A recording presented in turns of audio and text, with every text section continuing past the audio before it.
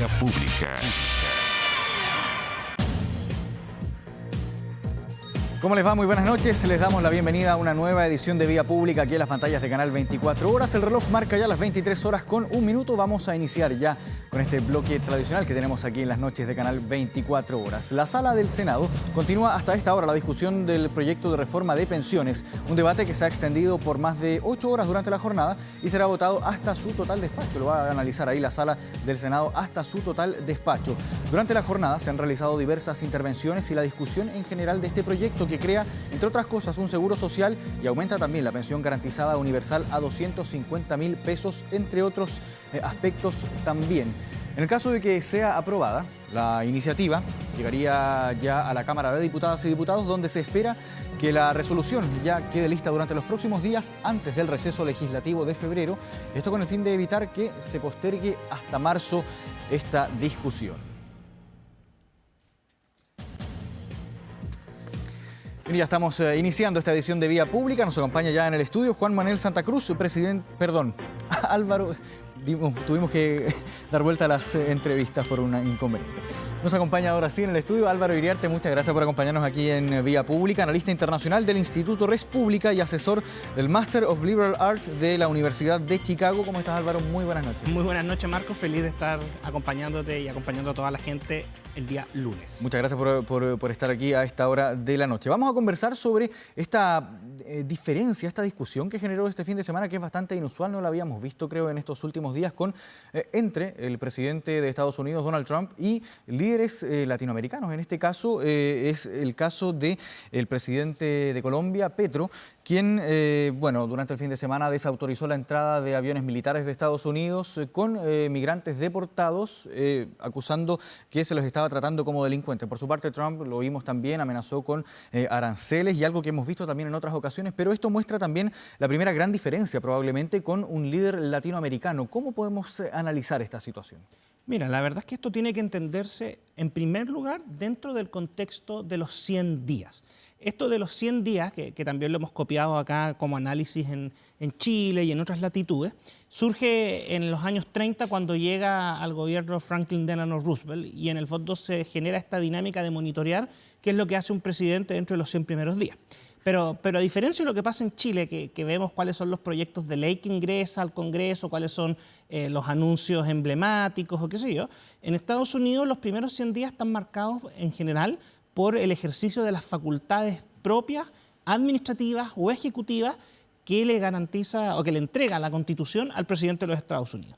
Y en esta materia, efectivamente, una de las áreas en donde Trump tiene mayor espacio para actuar dentro de los 100 días, como lo ha ido mostrando, es en materia migratoria, control migratorio y deportaciones. Y esto partió, o sea, para nosotros pasó desapercibido, probablemente a diferencia de este conflicto. Pero una de las primeras medidas fue que puso término a una aplicación que existía que permitía tramitar el asilo o la solicitud de asilo, más bien dicho, en los Estados Unidos y que se hacía desde el teléfono. Pero ¿por qué la terminó? Porque en el fondo la gente los dejaban ingresar al país, tramitaban la solicitud y después se movían dentro del país, claro. Cosa que cambió. Y esto en ese contexto es un tema migratorio y Trump en el fondo firmó una serie de decretos para generar esta agilidad en la deportación de los inmigrantes ilegales, que además varios de ellos tienen antecedentes, ya sea en Estados Unidos mismo o por los trabajos de antecedentes que se levantan.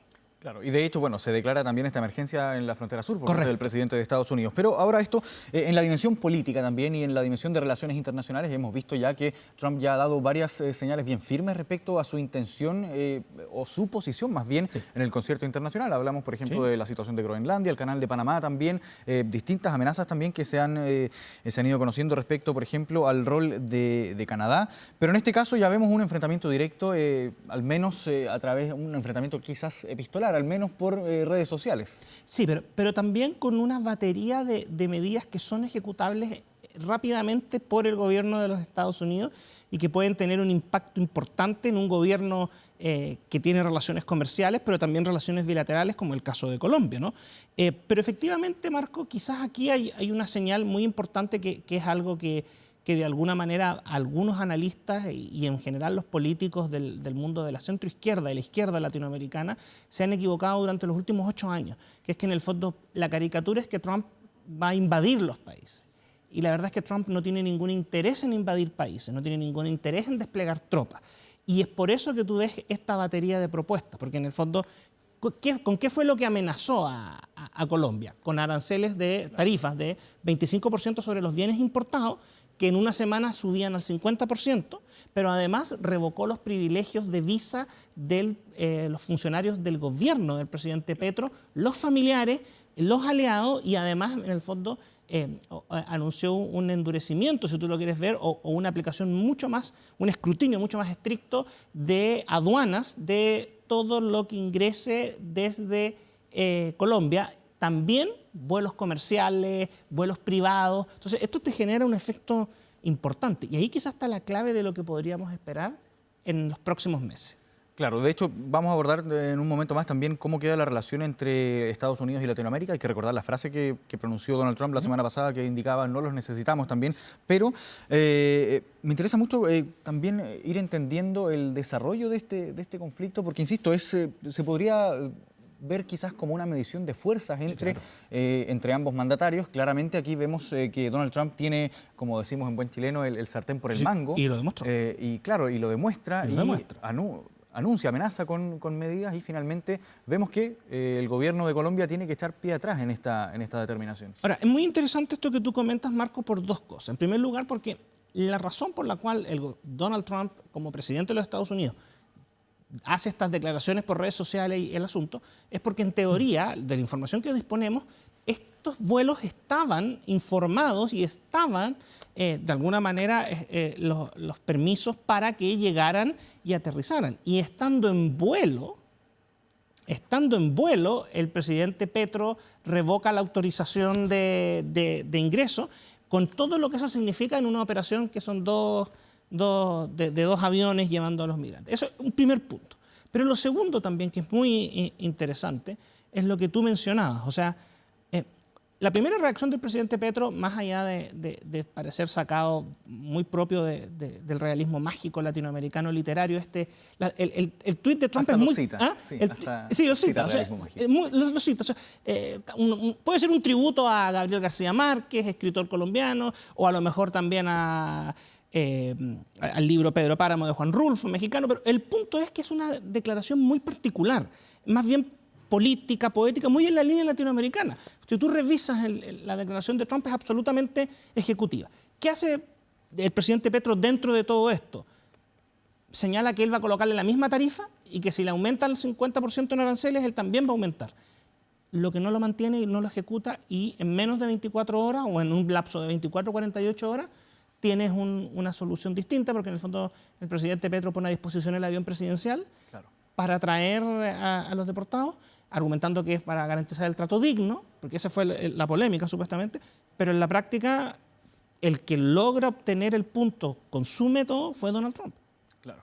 Porque ahora se van a retomar. Y es más, hay que tener en consideración lo siguiente: las directrices de las tarifas y la revocación de los permisos de visa y otros aspectos, están los decretos, pero no fueron firmados. Y el secretario de Estado, Marco Rubio, a través de un comunicado, dio a entender que en el caso de que Colombia no cumpla el acuerdo al que se había llegado y que se volvió a llegar ahora de recibir estos vuelos, las sanciones se van a aplicar. Y eso es lo que tenemos que estar atentos, y es lo interesante. ¿Se va a cumplir el acuerdo? ¿Cómo va a actuar Colombia institucionalmente al respecto? Y en ese mismo sentido, ¿cómo podemos proyectar de aquí en adelante la relación entre Estados Unidos y Colombia mientras esté Petro en el poder? La verdad es que yo tiendo a creer, de lo que hemos visto en estos días, que efectivamente la relación va a ser probablemente más distante y más, comillas, formal, que lo que más formal en el sentido de frío, lejano, que lo que podríamos haber esperado en el último tiempo. Va a haber un retroceso en la práctica, porque además, en este caso, no podemos sacar de la ecuación que Donald Trump también ejecuta esto en un marco de sus alianzas internacionales. O sea, en el tuit califica al presidente Petro al presidente socialista de Colombia, que además no es popular entre su gente. Y eso es una característica que no podemos perder de vista. Lo segundo es que yo creo que en este caso con Colombia vamos a tener una historia en más de un capítulo. Porque no te olvides que otra de las medidas que anunció en el discurso de inauguración, que también se cumple por la vía de decretos administrativos y no requiere autorización legislativa, es que va a declarar, en la práctica van a comenzar a hacer los carteles y las organizaciones de narcotráfico van a ser consideradas entidades terroristas. Claro, que lo anunciado en su llegada al poder. Él lo anunció. Por lo tanto, eso, Marco, cambia la ley que se aplica, la jurisdicción que se aplica y, por ejemplo, permite que entre a funcionar no solamente la organización propia para estos efectos, que es el departamento que ve el tema de drogas, la DEA, ¿no? Sino que aquí podrías entrar ya derechamente el FBI y otros elementos. Y eso podría tensionar, porque en Estados Unidos algunos de los carteles importantes son mexicanos, pero también tienes carteles colombianos. Y ahí vas a tener un segundo punto de conflicto. Claro. Ahora, quería abordar también esta carta publicada por Gustavo Petro. Es una especie de carta, es una publicación Claro. que publica, valga la redundancia, a través de su cuenta de X, antes Twitter, muy extensa y citando, claro, varios elementos literarios. Cita, por ejemplo, a los coroneles Aureliano Buendía, claro, 100 años de soledad, lo mencionábamos también. Hartos elementos de realismo mágico, quizás un poco más de la identidad colombiana también, las mariposas amarillas, todo. Pero, claro, es muy extensa, con probablemente más definiciones ideológicas, políticas que ejecutivas en este caso. O sea, ¿cómo podemos calificar esta respuesta que publica ahí Gustavo Petro? Mira, yo creo que en el fondo aquí estamos viendo el contraste de dos formas distintas de entender y de hacer la política. O sea, en el caso de Estados Unidos, el presidente Trump, independiente que sea de la derecha de los Estados Unidos, es un comunicado, un tuit, un posteo que es altamente eficaz y va directo al grano. O sea, anuncia el problema y determina cuáles son las medidas que decretó. Fin del asunto. La carta del presidente Petro puede ser una pieza literaria muy interesante, pero es lo que dices tú, Marco. O sea, tiene más bien una expresión propia de la política latinoamericana, grandilocuencia, muchas citas, mucho contexto histórico y dos elementos recurrentes en la visión tanto de la izquierda más revolucionaria latinoamericana como también de la centroizquierda. Uno, el eterno elemento temor para algunos o pieza también política para otros de una intervención de la CIA para derrocar gobierno. De hecho, lo menciona expresamente y saca uno que es en el fondo el caso de Chile, ¿no? Que es como uno de los fetiches más importantes en esa materia. Y el segundo es que otro de los elementos propios es la crítica a Estados Unidos por la esclavitud como una sociedad racista y que además en el fondo mantiene esa desigualdad y ese racismo. Esos dos elementos están presentes en la carta, pero al final del día la carta es muy poco efectiva, o sea, no es eficaz, o sea, no logró sentar ni siquiera a una mesa de negociación donde el presidente Petro y su gobierno obtuvieran alguna concesión. O sea, en la práctica, 48 horas después del episodio, lo que estamos viendo es que todos los portales titulan que Donald Trump consiguió, en el fondo, apretar al gobierno del presidente Petro y se van a reanudar los viajes para deportar. Entonces, la pregunta es, ¿qué tan efectivo es? ¿A quién le estamos hablando el presidente Petro? ¿A su público, a su electorado, a los colombianos o a la prensa internacional? No lo tenemos claro. Lo que sí tenemos claro es que no funcionó.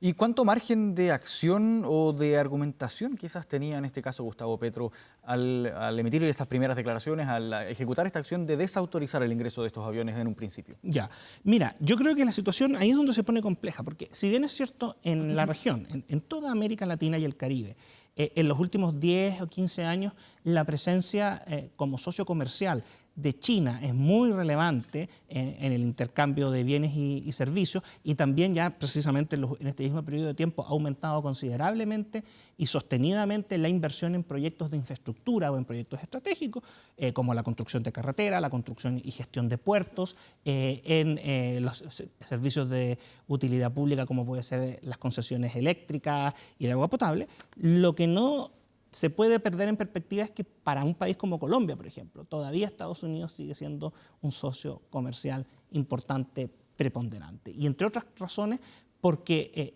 en la larga sucesión de presidentes de derecha y centro derecha anteriores a Petro, tenemos a Uribe, a Santos y al presidente Duque, las relaciones bilaterales con Estados Unidos por el combate al narcotráfico y por el rol de Venezuela, que es un vecino incómodo tanto para Colombia como para Estados Unidos, se fortalecieron. Entonces existe una inversión importante, existe una comunicación, y Bogotá está en la práctica.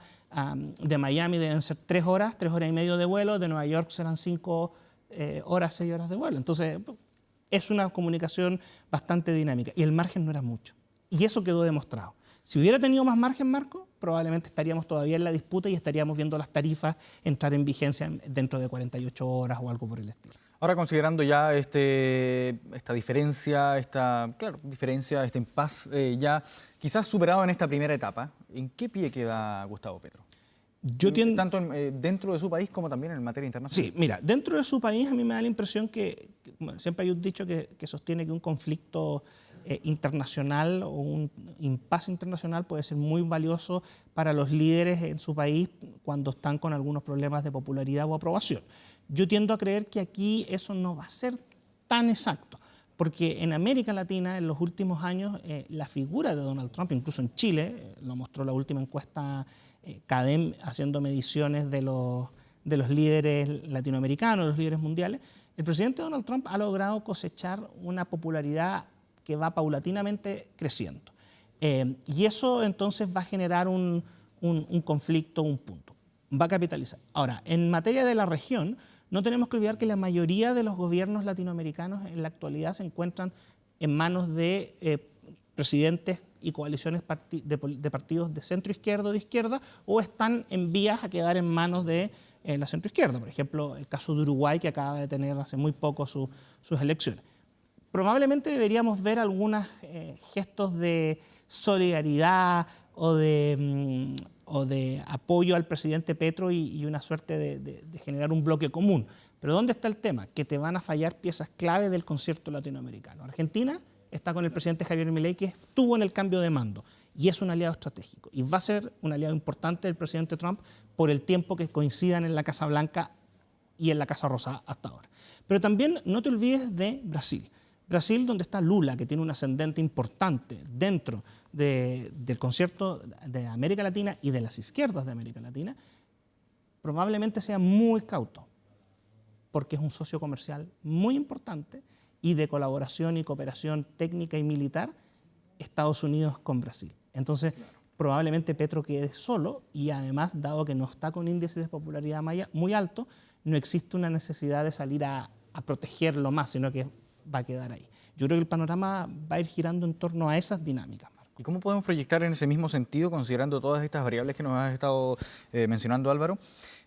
¿Cómo puede quedar la relación de aquí hacia adelante, considerando que Donald Trump está recién iniciando su mandato, la relación con América Latina? Bueno, yo creo que esto es una señal de advertencia y una hoja de ruta de lo que puede suceder. Yo creo que, por ejemplo, Chile puede estar un poco más tranquilo porque tenemos un tratado de libre comercio, pero Colombia también tiene acuerdos comerciales y bilaterales con Estados Unidos. Lo relevante aquí es que probablemente la diplomacia en América Latina, Marco, va a tener que hacer sobre la marcha un cambio muy importante, porque nuestras distintas cancillerías operan en una dinámica muy tradicional, muy institucionalizada, muy de las formas diplomáticas. Algo que cambia completamente con la figura de Donald Trump. Es que ese es el punto. Con el presidente Trump, la diplomacia es personal y probablemente las cosas que logres solucionar sean por esta vía, pero también sea porque te va a decir un día en la mañana en la Casa Blanca o en un rally: acabo de hablar con el presidente Bukele y vamos a hacer tal cosa, acabo de hablar con el presidente Milei, y eso te va a pillar absolutamente por sorpresa. Entonces eso va a seguir sucediendo. Llevamos recién una semana, hay que estar atentos a los 100 primeros días, pero también no nos olvidemos que mientras tanto el presidente Trump cuenta con el control del Congreso.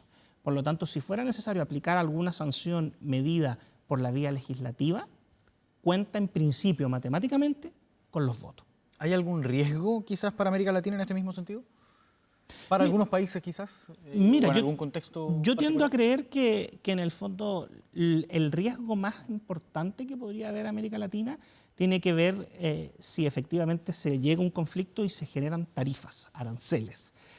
Porque nuestras economías en general han logrado aprovechar la exportación de materias primas y también de otros productos, algunos en mercados de más lujo, a Estados Unidos.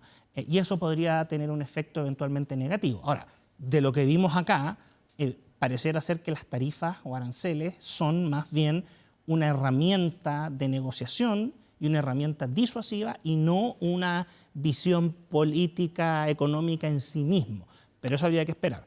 Y sí, yo me atrevería a decir que en el fondo Colombia quedó en un pie que debería estar pendiente hacia el futuro, pero por ejemplo también podría ser Chile con el tema de la visa waiver, el programa, y otros aspectos que podrían surgir en el camino relacionado con el tema migratorio.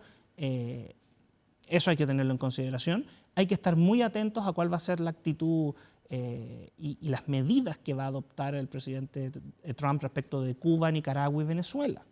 Sobre todo que el presidente Biden había sacado a Cuba de los estados que patrocinan el terrorismo, claro, y el presidente Trump dentro de las 24 horas de su asunción logró nuevamente por la vía de decretos volver a incorporarlo a la lista. Entonces ahí hay un tema. Pero los que tienen que estar sacando cuentas alegres son probablemente los que hasta ahora van de la mano como aliados, que es el presidente Bukele en El Salvador, el presidente Milei en Argentina. Eventualmente Brasil vamos a ver una actitud muy particular que va a buscar cosechar efectivamente esta situación de desequilibrio de las relaciones bilaterales, y habría que estar atento. Y el otro que va a tener una situación que no fue mala la primera vez, para nada la relación bilateral, México. A pesar de que se han anunciado también aranceles, pero mientras estuvo Andrés Manuel López Obrador y el presidente Trump respectivamente en los mandatos, la relación bilateral funcionó bastante bien y Andrés Manuel López Obrador incluso ayudó activamente a detener las caravanas y los flujos migratorios por estas negociaciones que se tuvieron. Pero eso fue mientras estuvieron ambos. Salió Trump y en el fondo Biden no tuvo la posibilidad de mantener esa negociación. Vamos a ver cómo ahora se relaciona el presidente Trump con la presidenta Sheinbaum y qué efectos tiene eso para la situación migratoria.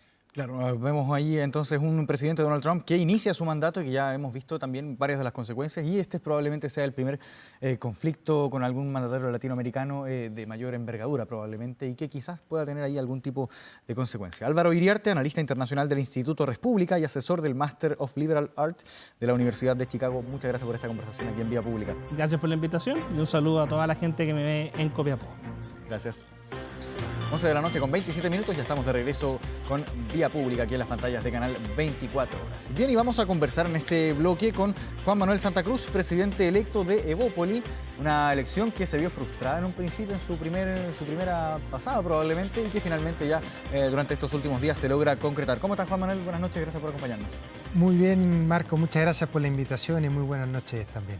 Comencemos por el partido al que llega a la presidencia finalmente durante estos últimos días. ¿Cuál es el partido que toma? ¿Con qué Evópoli se encuentra?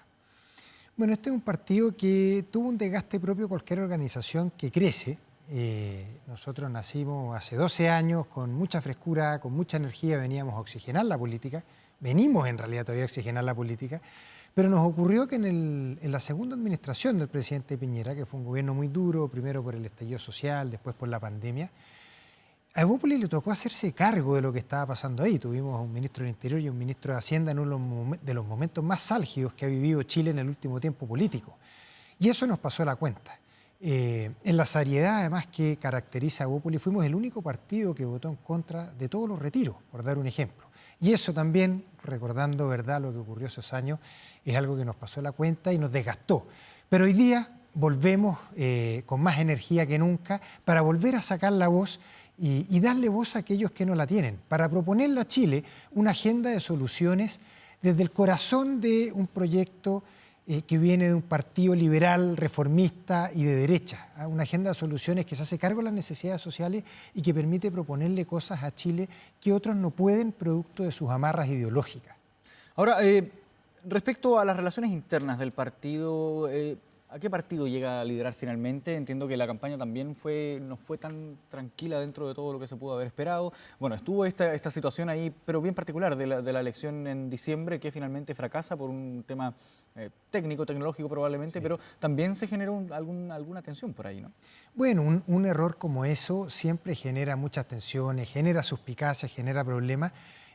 Pero lo bueno es que eso quedó en el pasado. Tuvimos una elección impecable el día sábado 25, pudieron votar todos los militantes sin ningún problema, no hubo demoras, el padrón funcionó perfecto, el sistema funcionó perfecto, tuvimos una votación mayor a la que habíamos tenido hace 2 años en la elección anterior y por lo tanto eso nos deja a todos muy tranquilos y al partido fortalecido, al partido con un vigor nuevo gracias justamente a esta elección. Así que en ese sentido, enhorabuena. Quedó atrás lo de diciembre y hoy día estamos todos juntos volviendo a trabajar en cómo le aportamos a Chile, qué es lo que nos preocupa, qué es lo que nos interesa, qué es lo que nos ocupa en Evópolis.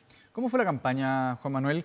Te enfrentabas a Gloria Hood, la presidenta en ejercicio, en este caso, del partido, que se alejaba un poco de esa lista de las figuras quizás más históricas de Evópolis, las figuras fundadoras, por llamarlas de alguna manera. ¿Cómo fue esa campaña?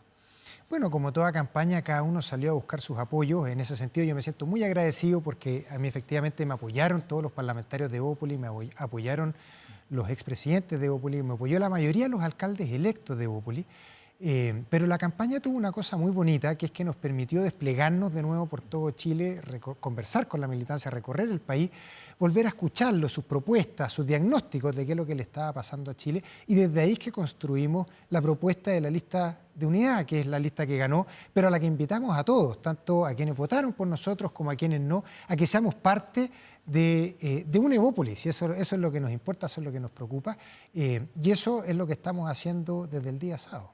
Ahora, dejando de lado un poco la configuración interna del propio partido, veamos cómo se inserta también Evópolis en el espectro político en el que se encuentra, la centro-derecha, y en el amplio espectro político que tenemos hoy en nuestro país. ¿Cuáles son las principales definiciones políticas tuyas, Juan Manuel, ahora al llegar a la presidencia de Evópolis?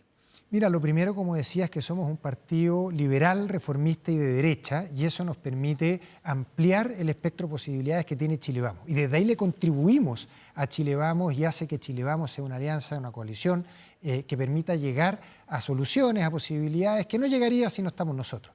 Además de eso, nosotros batallamos contra la polarización que estamos viviendo hoy día. Un fenómeno que es global, pero que también ha caído con mucha fuerza en Chile, en donde pareciera que lo valiente es atrincherarse y desde ahí defender una idea sin escuchar al otro. Nosotros no podemos estar más en desacuerdo con eso. Lo que traemos por delante es la escucha, es el diálogo, es el incluir a otro y desde ahí proponer una agenda de soluciones que se haga cargo de los problemas. En ese sentido, lo que estamos viendo hoy día justamente en materias de pensiones es algo que nos alegra, que nos gusta, nos parece que esta reforma es una reforma seria, que le hace bien a Chile y que deja a Chile en una mejor condición de lo que estaba antes. Y yo reconozco y agradezco el rol que han tenido justamente 13 Evópolis en este espacio que reflejan muy bien el aporte que nosotros venimos a hacer. Ignacio Briones desde el espacio técnico, Luciano Cruzcoque, el senador, uno de los senadores que participó en la construcción de este acuerdo en la Comisión de Trabajo, y Felipe Cast, el senador que preside la Comisión de Hacienda, que también ha sido un gran articulador de este acuerdo. Eso es lo que Evópolis viene a proponerle a Chile hoy día. El articular acuerdos que le den solución a los problemas que en Chile tenemos, con el coraje que requiere el enfrentarse al diálogo, a escuchar a otro y salir de la comodidad de esta es mi idea y no estoy disponible a escuchar a nadie. Y aprovechando que abordó la reforma a las pensiones, ¿cómo ha visto esta discusión? Se acusó en algún momento incluso de intentos de quizás dilatar la discusión. Lo había mencionado la semana pasada la presidenta de la Cámara de Diputadas y Diputados respecto a esta decisión de finalmente no someter el proyecto a votación en la Comisión de Hacienda y finalmente esperar a que se presentaran las indicaciones respecto a las observaciones que había realizado el Consejo Fiscal Autónomo. Sí. ¿Cómo ha visto usted la discusión desde ahora ya la figura de presidente electo de Evópolis? Mira, esta ha sido una discusión que me ha parecido que ha sido buena, que ha sido seria y responsable. Ha sido corta en tiempos, pero ha sido corta en tiempos porque llevamos 10 años discutiendo sobre esta materia. Entonces, lo que ha permitido eso es que se han discutido tantas fórmulas en el pasado que hoy día, ¿no es cierto?, es muy fácil converger respecto de una que permite un acuerdo. Ha requerido un esfuerzo muy grande de los senadores, tanto de la Comisión de Trabajo como de la Comisión de Hacienda, por lado y del Gobierno, que han tenido la disposición y el ánimo de rápidamente poder trabajar en converger en algo.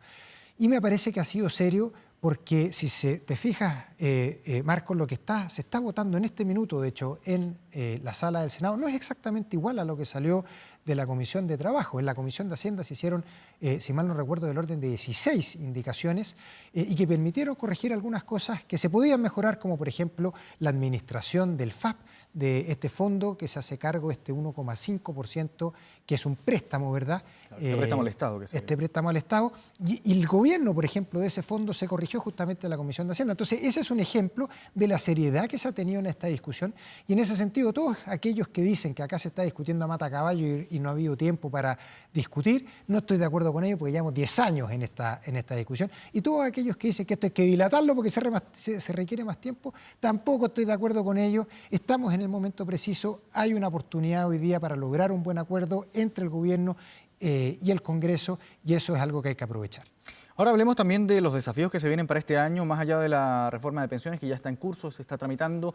Podríamos ver quizás una luz verde durante los próximos días. Hay que esperar evidentemente cómo se sigue tramitando y los apoyos, cómo van a estar también en la Cámara de Diputadas y Diputados. Pero estamos iniciando este 2025, año electoral, elecciones presidenciales, parlamentarias también. Definiciones políticas respecto a la figura presidencial. Tenemos hoy día una figura fuerte en la derecha y la centro-derecha, que es Evelyn Matei, que ya fue proclamada tanto por la UDI como por RN. ¿Qué pasa en este mismo contexto con Evópoli? Sí, mira, nosotros naturalmente no podemos proclamar inmediatamente a nuestro candidato presidencial. Acabamos de tener elecciones el día sábado. Se elige no solo la directiva nacional, sino que también directivas regionales y consejeros regionales. Lo que tiene que ocurrir ahora es que esos consejeros regionales tienen que sesionar en cada una de las regiones de Chile y elegir a el Consejo General, que es el órgano superior del partido y que toma las decisiones justamente de a quién proclama el partido como candidato. Por lo tanto, eso va a ocurrir durante el mes de febrero y en marzo es que esperamos sesionar con nuestro Consejo General. Y en ese minuto entonces que podremos tener la definición como partido de quién va a ser nuestro candidato presidencial. Ahora, yo en lo personal estoy totalmente jugado porque sea Evelyn Matei nuestra candidata presidencial como partido y en eso que nos podamos sumar como partido al resto de los partidos de Chile Vamos. Evelyn Matei es una política que me parece que es excepcional, que tiene una gran trayectoria, muchísima experiencia, que ha jugado muchos roles distintos en política y eso le permite desde esos espacios tener un liderazgo que pocos pueden tener hoy día justamente gracias a su experiencia. Y por lo tanto me parece que es una persona que puede excepcionalmente representarnos en un próximo gobierno del sector. Ahora, dentro del propio partido, ¿no han surgido algunas voces quizás que quieran también presentarse a una eventual primaria, considerando que en las elecciones anteriores Evópoli sí ha tenido presencia en primarias dentro de Chile Vamos? Bueno, eso siempre ocurre, Marco, y también va a ocurrir ahora, pero yo lo que veo es que esto va a decantar en qué va a ser Evelyn Matei. Naturalmente tiene que ocurrir la discusión interna, pero veo difícil, para serte honesto, que pase algo distinto a lo que te estoy contando. ¿Prefiere entonces en este sentido que se proclame a que se genere una instancia de primarias, no? No, es que son cosas distintas. Una cosa es quién va a representar al partido, y en eso yo quiero que sea Evelyn Matei. Otra cosa es que tengamos una primaria amplia. Y sí estoy porque tengamos una primaria amplia, creo que eso fortalece un liderazgo del sector. Entonces, si fuera Evelyn Matei nuestra candidata, eso no quita que como Chile Vamos podamos invitar a otros a que se puedan sumar justamente a una primaria amplia que le permita dar fuerza a todos los sectores que hoy día están en la oposición de cara justamente a las elecciones presidenciales de fin de año. Y considerando esa posibilidad, ¿hacia dónde se podría ampliar quizás esta posible instancia de primarias? A la izquierda y a la derecha, Marco. Acá nadie tiene que... Vamos con nombre y apellido, vamos por partido. Desde amarillos y demócratas hasta republicanos. Ahora, como todo en la vida, Marco, estos son relaciones que hay que construir con ellos, depende de muchos factores, depende por de pronto de ellos y su disposición. Hasta ahora no se ha visto mucha disposición de republicanos, pero eso no quita que nosotros podamos insistir en que tengamos una primaria y si por alguna razón ese no fuera el mecanismo, bueno, buscar igual algún mecanismo de diálogo, de coordinación que permita que la oposición pueda llegar unida a fin de año y con eso darle un buen gobierno al país, que es lo que necesitamos. ¿Y cree usted que se pueda llegar eventualmente a una instancia quizás de acuerdo programático con el Partido Republicano? Hay que considerar que también Evópoli no ha tenido una relación quizás tan cercana dentro de Chile Vamos, desde Chile Vamos, con el Partido Republicano. Mira, eso lo veo más difícil, un acuerdo programático, tenemos diferencias nosotros con ellos. Porque si se llega a una instancia de primarias probablemente también se requiera por debajo un acuerdo un poco más consistente en materia programática, ¿no? Mira, me basta con que nos pongamos de acuerdo en algunas materias básicas. Y en ese sentido, seguridad es una prioridad que es para todos, para nosotros en particular, pero intuyo que la gran mayoría también de los chilenos va a estar de acuerdo con esto. La educación es algo que nos importa mucho y en particular la educación primaria, recuperar la sala de clase y devolvérsela a los jóvenes, a sus niños, a sus profesores, sacar a los overoles blancos de ahí, porque esa es la única bala de plata que tiene un país para que le vaya bien en el mediano y en el largo plazo, y algo que tenemos votado. Por lo tanto, ese es otro espacio en el que nosotros queremos trabajar. Tolerancia cero a la corrupción y modernización del Estado, también un elemento que es central. Y por último, un pacto de desarrollo que permita que Chile pueda volver a crecer de manera sostenible. Y eso, Marco, no es mucho pedir. Lo que estoy diciendo creo que son cosas que podemos generar acuerdos entre todos quienes estamos en la oposición hoy día. Ahora, en noviembre no solo se vota para elegir un presidente, se vota también, están las elecciones parlamentarias. En ese sentido, estaba leyendo diversas entrevistas que había conseguido también durante estos últimos días respecto a la idea de aumentar quizás la cantidad de parlamentarios de Evópoli que lleguen al Congreso en este caso. Claro, nosotros tenemos un compromiso que es que podamos alcanzar 10 parlamentarios electos entre senadores y diputados. Creemos que a Chile le hace bien que Evópoli sea un partido fuerte que pueda articular justamente visiones distintas en el Congreso. Como te decía antes, desde ser un partido de corazón, liberal, reformista, de derecha, podemos pararnos en proponer soluciones que otros no pueden por sus amarras ideológicas y por lo tanto de ese espacio de construcción de diálogo le hace bien a Chile que Evópoli tenga buenos parlamentarios, serios parlamentarios y hartos parlamentarios. Entonces ese es nuestro ánimo del eje de trabajo que tenemos en esa materia de aquí a fin de año. Claro, quedan hartos meses, pero de todas formas me imagino que ya quizás pueden haber algunos nombres, aparte de los incumbentes, de los que ya están en ejercicio hoy en día y que probablemente van a ir a la reelección, pero algún nombre con el que se quisiera aventurar, quizás que pudiera estar eventualmente en una papeleta para las parlamentarias de este año. Tengo muchos y quisiera además mencionarlos, pero también soy consciente que eso es un riesgo.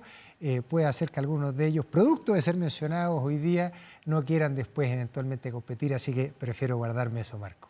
Se entiende. Ahora, pensemos también en cómo queda la correlación de fuerzas dentro del propio conglomerado. De Chile Vamos, Evópoli es probablemente el partido más joven también de este conglomerado, de los más nuevos, pero también ha tenido una presencia creciente en el Parlamento. Lo hemos estado viendo en estos últimos años también. ¿Cómo queda la correlación de fuerzas dentro de Chile Vamos? Mira, más que las fuerzas relativas que pueda tener cada uno, Marco, a mí lo que me preocupa son cuáles son las ideas que nosotros vamos a proponer. Yo ya te mencioné los ejes que nos parecen centrales y cuando esas ideas son fuertes y conectan con la ciudadanía, entonces no importa cuál es tu fuerza relativa en materia de parlamentarios o qué sé yo, porque eso permite que sea quien sea que esté gobernando, la coalición que esté gobernando, esa agenda que uno propone pueda ser tomada por la ciudadanía. Y lo que nos importa a nosotros no es ser el partido más grande, es que las ideas que nosotros proponemos para hacernos cargo de los problemas de Chile se puedan materializar y podamos entonces proponerle a Chile el tener un país mejor en los próximos años. Claro, ahora pensando también en los próximos desafíos que vienen, sobre todo para este año, quería volver a la figura de las candidaturas presidenciales y quizás llegar a algún tipo de acuerdo con republicanos o quizás un poco más a la derecha. Hay que recordar que también ha surgido con harta fuerza en estas últimas semanas la figura de Johannes Kaiser. ¿Cuál es su opinión respecto a su irrupción en esta papeleta virtual que pudiéramos llamar quizás proyectando ya lo que puede ocurrir en noviembre? Sí. Mira, es un fenómeno que hay que observar. Además, la forma en que él se ha dado a conocer, mucho a través de redes sociales, son cosas que hay que ponerle atención y que te hablan de la situación de la política hoy día y cómo justamente la polarización, que es uno de los fenómenos que estamos viendo a nivel global, también está operando en Chile desde hace unos años ya. Y eso es algo contra lo que nosotros queremos batallar. En un mundo polarizado, salir a proponer espacios de diálogo es algo que es difícil y que cuesta. En un mundo polarizado lo más fácil es atrincherarte en tu propia idea y buscar a aquellos que piensan como ti. Porque siempre hay algunos, ¿no es cierto?, que van a pensar como uno. Y eso es un poco el juego que ha jugado Kaiser y que ha jugado Kast. Nosotros no compartimos eso y lo que vamos a hacer es proponer propuestas serias, ¿verdad?, que se puedan hacer cargo de los desafíos de Chile y que se hagan cargo de la complejidad que tiene el hacer política hoy día. Porque solo proponer desde la galería tiene la característica que te lleva al inmovilismo. Y eso, ¿no es cierto?, es algo que no le hace bien a Chile. No sirve de nada, por ejemplo, proponer en materia de pensiones por lado y lado cosas que no tienen ni una viabilidad política, porque eso la consecuencia es que se traduce en que no ocurre nada. Y que no ocurra nada en materia de pensiones es que estemos cada día peor, porque el problema solo crece. Entonces, esa es la principal diferencia que nosotros tenemos con ellos y por lo tanto salimos a la cancha a proponer acuerdos, que es algo que cuesta hoy día porque implica exponerse, porque implica escuchar a otros y eso siempre es regoso, Marco. Pero para eso estamos disponibles, para eso estamos en política. Quiero volver ahora a un tema que creo que lo hemos visto no solo en Evópolis, sino que en varias elecciones de partidos, tanto de izquierda como de derecha, que es la baja participación que tienen los procesos de elección interna dentro de los propios partidos. Entiendo que votaron cerca de 1.700 personas de un total de más de 10.000 que estaban habilitadas para votar. Esto representa un 10% apenas, pero no es un caso específico que le afecte a Evópolis, afecta también a otros partidos del espectro político. ¿Qué es lo que está pasando que no se logra convocar a los propios militantes para decidir instancias internas de los propios partidos? Sí.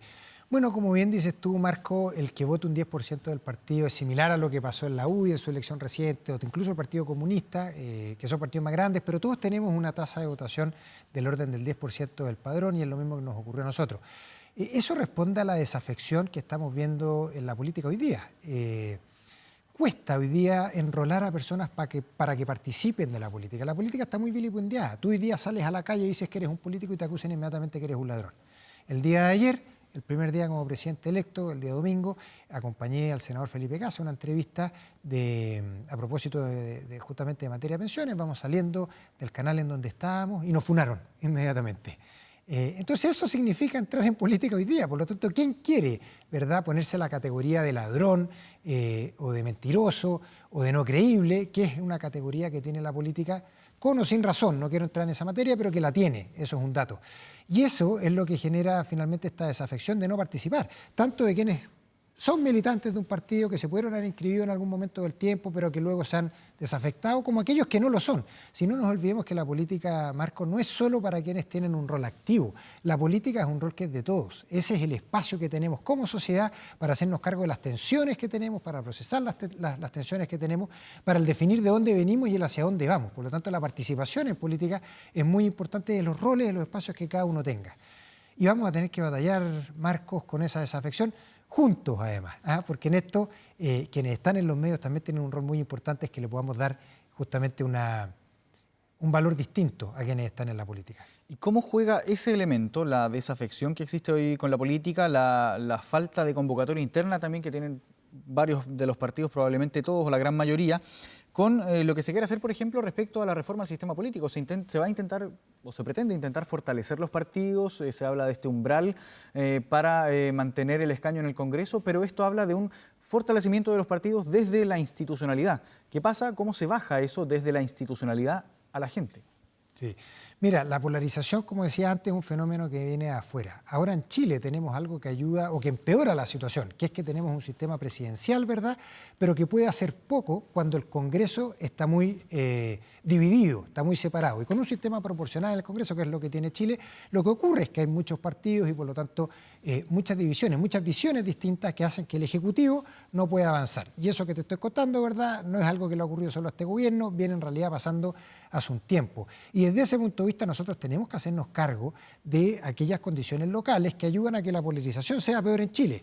Y eso implica una reforma al sistema político. Por eso que nosotros estamos de acuerdo en hacer una reforma en esa materia.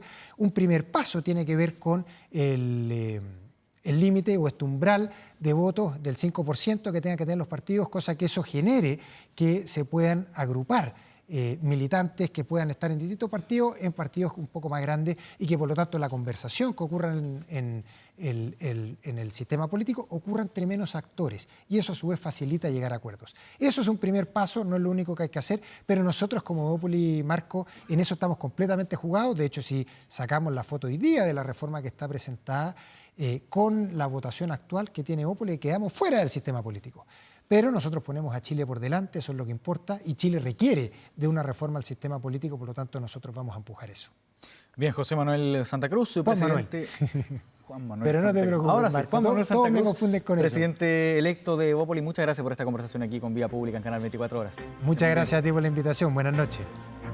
Nosotros vamos a una pausa, sigan nuestra compañía, ya volvemos con más Vía Pública.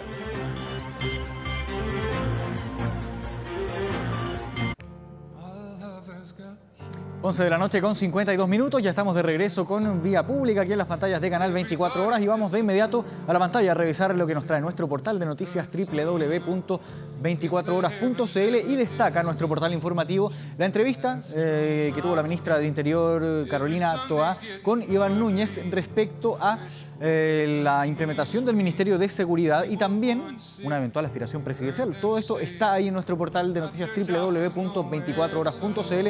Muy relevante lo que indica el titular. Ministra Toá no descarta la carrera presidencial. Los detalles están ahí en nuestro portal de noticias www.24horas.cl. Vamos a ver también la proyección del tiempo para los próximos días. Lo desplegamos de inmediato aquí en la pantalla también. Ojo con las temperaturas que van a seguir aumentando durante esta semana. Mañana martes se espera una máxima de 34 grados, una mínima de 14, con cielos completamente despejados. El día miércoles máxima de 33, mínima de 14. Jueves baja un poquito la temperatura máxima a los 32 grados con mínima de 13. El viernes se mantiene en 32 grados la máxima con mínima de 14 y el sábado también se mantiene en 32 grados, cielos despejados y una mínima de 14 grados aquí en la región metropolitana. Bien, y tras su exitoso paso por Lollapalooza 2024, Hozier se prepara para ofrecer un concierto inolvidable en Santiago, esta vez en el marco de su gira mundial Unreal on Earth. El aclamado músico irlandés, conocido por su impresionante talento y su nominación también al Grammy por el éxito Take Me to Church, regresa a Chile para presentar su tercer álbum de estudio, lanzado en 2023, ante un público que espera con ansias escuchar sus nuevos temas y, por cierto, también sus grandes éxitos. Este esperado espectáculo va a tener lugar el próximo sábado 24 de mayo, quedan ahí algunos meses todavía, se va a llevar a cabo ahí en Movistar Arena, uno de los recintos más emblemáticos de Santiago con capacidad para más de 15.000 personas. Con Hozier entonces despedimos esta edición de Vía Pública. Gracias por habernos acompañado y siga con nosotros. Vamos a continuar con noticias durante toda la madrugada aquí en las pantallas de Canal 24 Horas. Que estén muy bien. Buenas noches.